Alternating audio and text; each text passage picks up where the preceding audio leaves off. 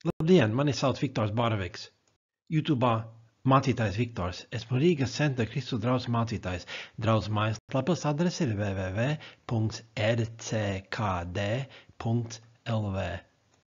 Lūdzu uzšķir Jēkaba vēstules 4. nodaļu. Turpināsim savu ceļojumu caur Jēkaba vēstuli. Šodien izmantosim šos darbus, vai arī daļu no tiem. Polija Tana grāmata citē Will Rogers. Cilvēkiem vienīgi nepatīk tenkas tad, kad jūs par viņiem tenkojat. Polija Tana grāmata citē žurnālu Good Housekeeping. Viena jauka lieta par egoistiem. Viņi nerunā par citiem cilvēkiem. Kurš vēlētos, lai blakus zemes armija ienāktu Latvijā un sāktu nogalināt mūs? Es ceru, ka neviens. Lai Dievs mūs pasargā un dod uzvaru Ukrainai. Taču mēs šodien runāsim par cilvēku slepkavošanu citā veidā. Tas arī ir ļaunums. Jēkaba vēstules 4. nodaļas 11. pantā ir rakstīts: neaprunājiet, brāļi, cits citu, ka savu brāli aprunā vai brāli tiesā, aprunā likumu un tiesā likumu, bet ja tu likumu tiesā, tad tu neesi likuma darītājs, bet sogis. Neaprunājiet, brāļi, cits citu. Jaunajā tulkojumā nerunājiet ļaunu cits par citu brāļi. Burtiski no grieku valodas nerunājiet viens pret otru brāļi. Neaprunājiet, koinei grieku valodā mei katalaleite. Darbības vārds katalaleite, aprunājiet, var nozīmēt celt neslavu, kas nozīmē izvirzīt nepatiesas apsūdzības vai runāt nepatiesi par cilvēku tā, ka personas reputācija cieš. Taču šis vārds attiecas uz jebkuru runāšanu pret otru cilvēku. Protams, tas bieži notiek aiz cilvēka muguras. Tas ir, kad cilvēks nespēj sevi aizstāvēt. 101. psalmā 5. pantā Dāvids saka, ka savu tuvāko slepeni aprunā, to es piespiedīšu klusēt un izdeldēšu, kam lepnas acis un uzpūtīga sirds, to es necietīšu. 2. vēstulē korintiešiem 12. nodaļā 20. pantā Pāvils raksta: es baidos, ka es nākdams neatrodu jūs tādus, kādus es nevēlos, un ka jūs neatrodat mani tādu, kādu jūs nevēlaties, ka tikai nav jūsu vidū ķildu, skaudības, dusmu, naida, apmelošanas, mēlnesības, uzpūtības, nekārtības. Vārds apmelošanas jaunās derības grieku valodā ir locījums no katalalijā. Barklī komentārs norāda: ar to grēko tie, kas pat drupatiņai savāc pa kaktiem pikantas ziņas un stāsta tās tālāk citiem, tā nokaujot klāt neesoša cilvēka labo vārdu, kad viņš nevar sevi aizstāvēt. Polija Tana grāmata citē Čārlzu Sperdženu: tenku nesējs izdala trīskāršu indi, jo tas ievaino teicēju, klausītāju un cilvēku, par kuru tenka tiek stāstīta. 1. Pētera vēstules 2. nodaļas 1. pantā Pēteris raksta: tad nu atmetuši visu ļaunprātību un visu viltu, liekulību un skaudību, kā arī visas mēlnesības, kārojiet, kā pat labam piedzimuši bērni, pēc garīgā tīrā piena, ka jūs ar to augat un topat izglābti, ja jūs esat baudījuši, ka tas kungs ir labs. Barklī komentārs norāda: ļaudis labi neapzinās, ka Bībelē tikai nedaudzi grēki tiek nosodīti tik negrozāmi kā šis bezatbildīgas aprunāšanas grēks. Vidusmēra cilvēkam tikai nedaudzas lietas dzīvē sagādā lielāku apmierinājumu nekā aprunāšana, stāstīt un klausīties ļaunas anekdotes, jo īpaši par visiem zināmiem cilvēkiem daudziem tā ir vispatīkamākā nodarbošanās. Labi būtu mums visiem atcerēties, kā uz to raugās Dievs.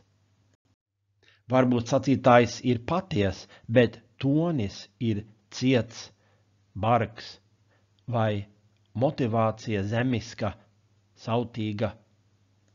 Vēstules Efeziešiem 4. nodaļas 15. panta sākumu varētu tulkot tā, bet runādami patiesību mīlestībā.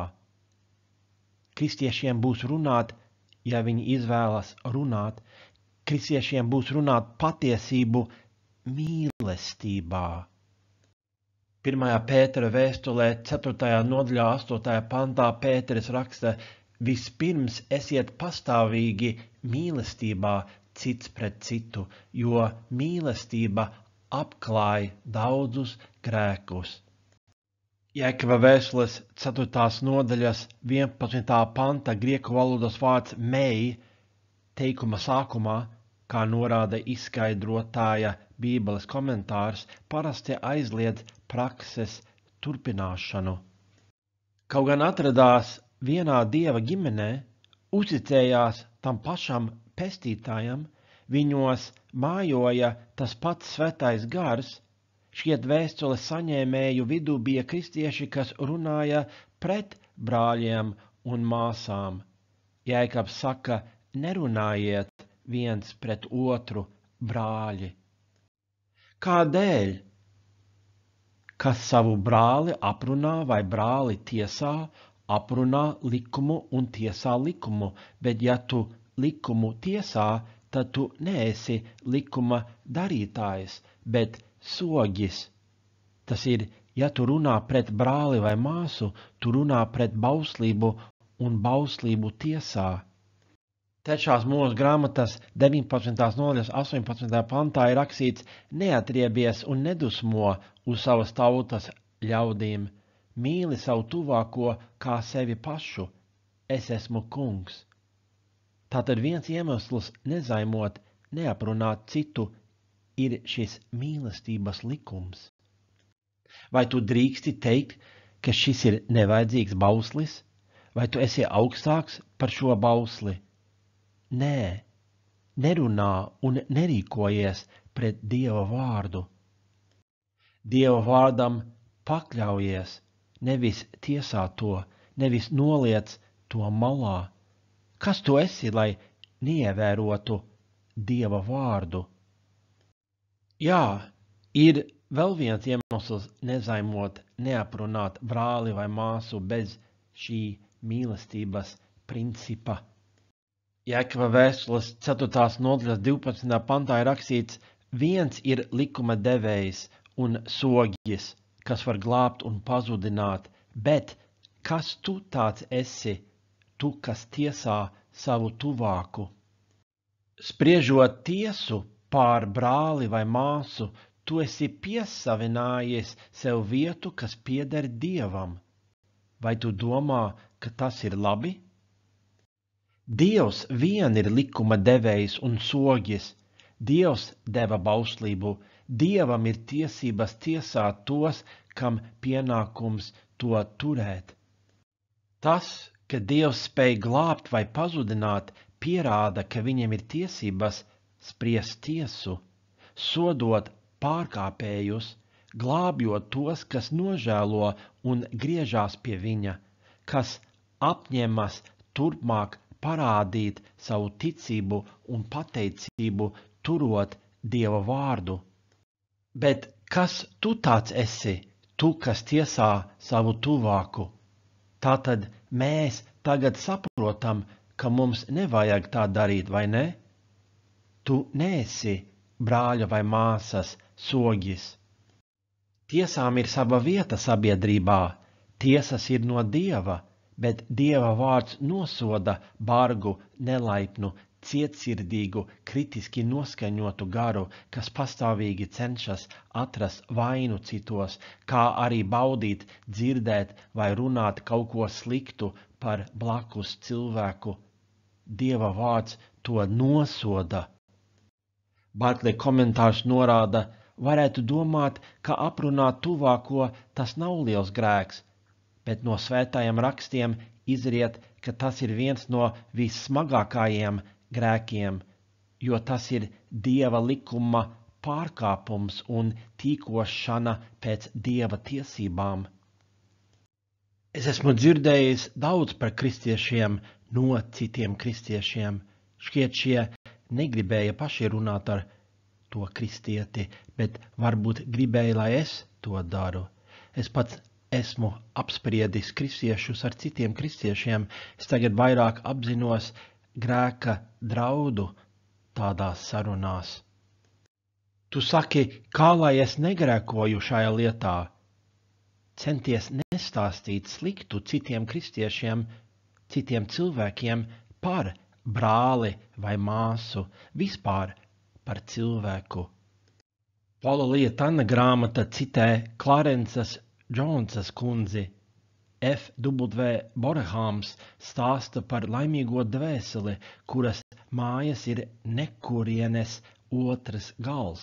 Viņam ir 2 kabatas, vienā ir caurums, bet otrajam viņš rūpīgi seko līdz, lai tajā neveidotos caurums.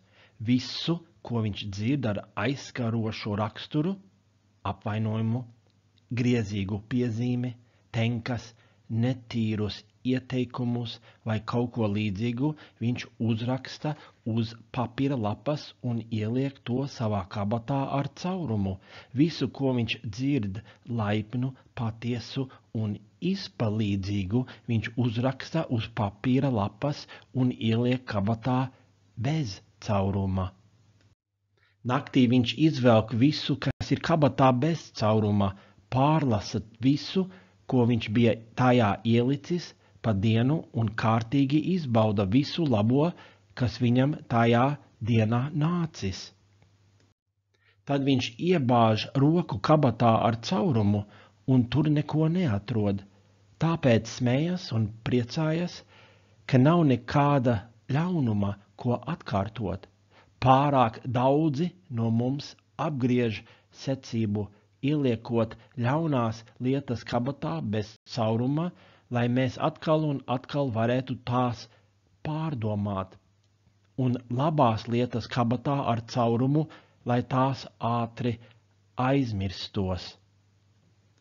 Vēstulē Filipiešiem 4. nodaļā 8. pantā Pāvils raksta: beidzot vēl, brāļi, kas vien ir paties, kas svēts, kas taisns, kas šķīsts, kas patīkams, kam laba slava, ja ir kāds tikums un ja ir kas cildināms, par to domājiet.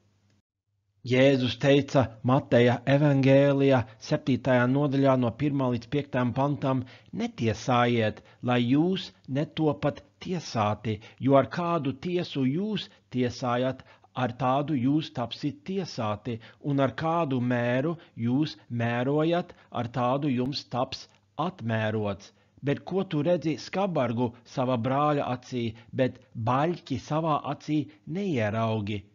Jeb kā tu vari sacīt uz savu brāli, laides izvilkšu skabargu no tavas acs, un redzi baļķis tavā paša acī? Liekuli izvelc par priekš baļķi no savas acs, un tad lūko izvilkt skabargu no sava brāļa acs. Netiesājiet, lai jūs netopat tiesāti. Neesi kritiski noskaņots pret brāļiem un māsām. Jēzus vārdi nenozīmē, ka nevar spriest par cilvēka rīcību. Kā citādi Jēzus varētu teikt, liekuļi izvelc par priekš baļķi no savas acs un tad lūko izvilkt skabargu no sava brāļa acs. Šajā procesā tev ir jāsecina, ka redzi skabargu.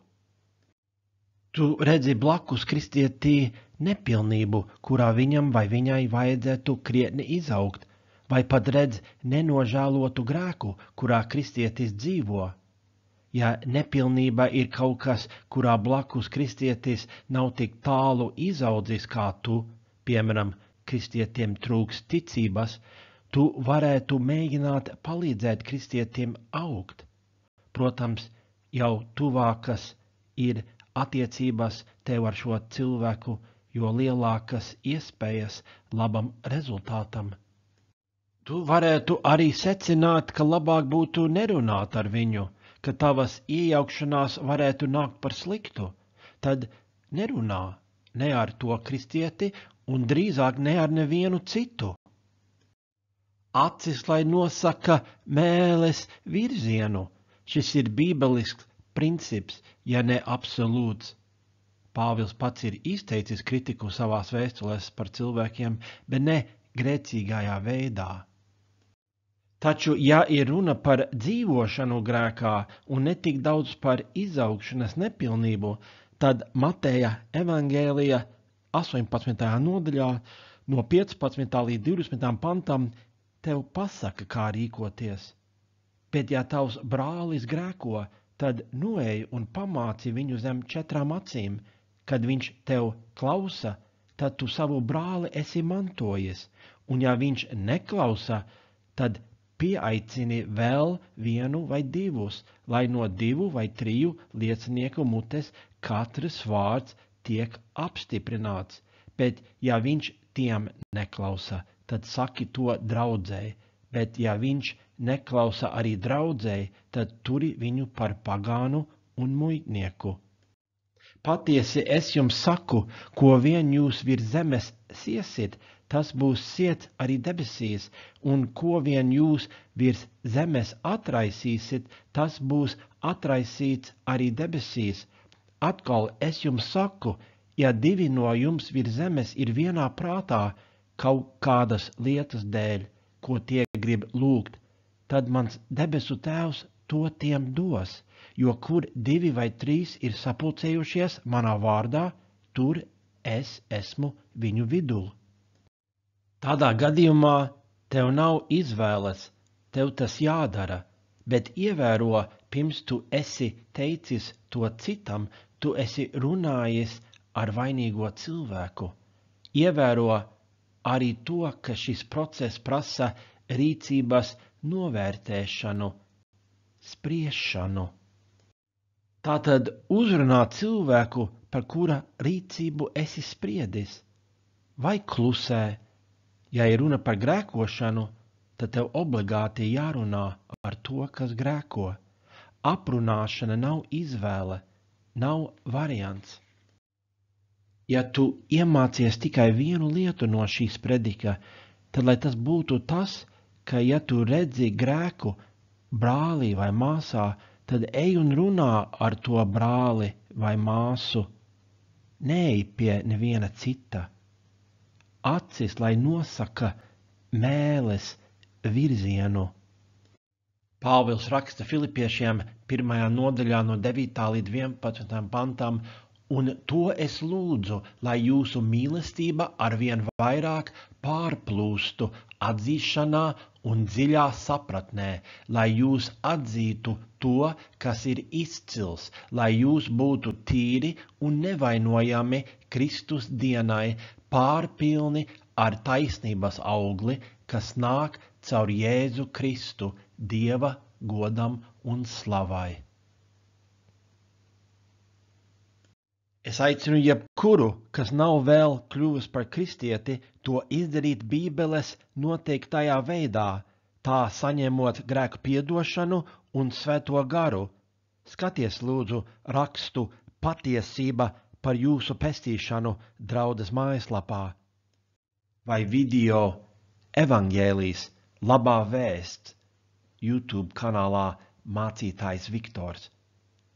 Lai Dievs tevi pasargā, lai Dievs tevi bagātīgi svētī.